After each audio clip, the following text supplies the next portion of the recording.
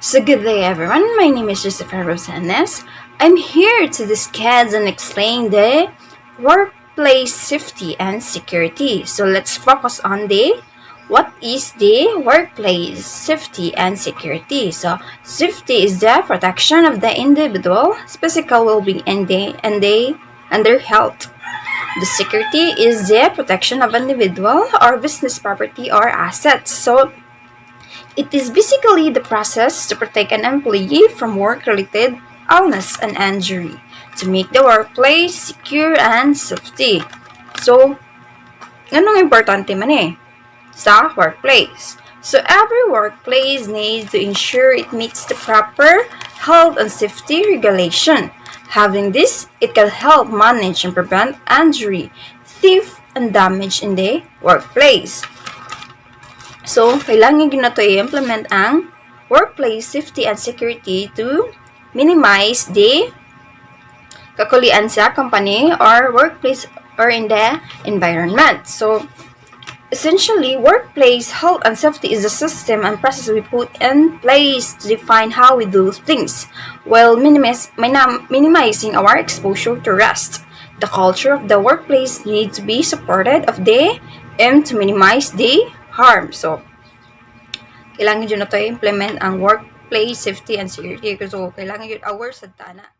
Let's discuss the following law. So, the first one here is the Workplace Health and Safety Act 1995.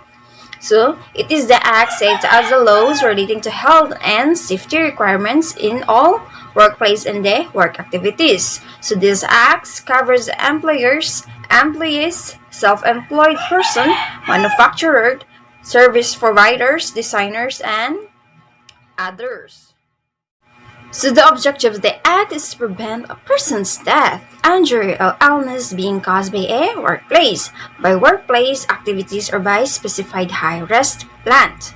So, nag-cover siya ka ng mga na injury or sa caused by a death sa in the workplace. So, pareha atong gihatag ni our President Duterte nga 20,000 sa mga na-injury or na-cause of death sa mga survivors as a pensioner nga 20,000. So, kay naa may act, so nakahatag siya og 20,000 sa mga tao nga na naka-experience og mga injury sa workplace. So, mga SSC pensioner. So, mura na akong example. So, kay naa may akso, nag-cover siya atog sa mga person nga nag-need sa dalani nga nakakaan sa mga risk. Those persons nga naka-experience og injury or death or mga survivors sa in the workplace, bisag kausa ra gihatag sa president na to ang 20,000. So naka-minimize gyapon ni sa nakalasan gyapon ni sa mag-face nila sa pandemic. So it helps them to lessen the struggling in this kind of situation. So, thanks to our President Duterte.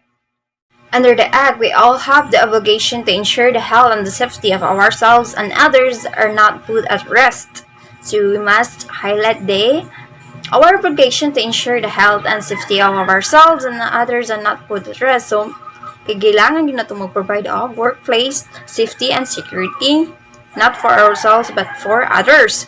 So employer's obligation for safety in the workplace is your employer must provide a safe workplace for you and for others. Your employers must ensure that the health and safety of yourselves as well as others is not placed at risk by how the business operation are conducted. The second law here is the Workplace Health and Safety Regulation 1997. So, this regulation tells us how the law is to be implemented and administered. So, this law tells us how the law is implemented and administered. So, let's move on to how can we find out about workplace safety issues.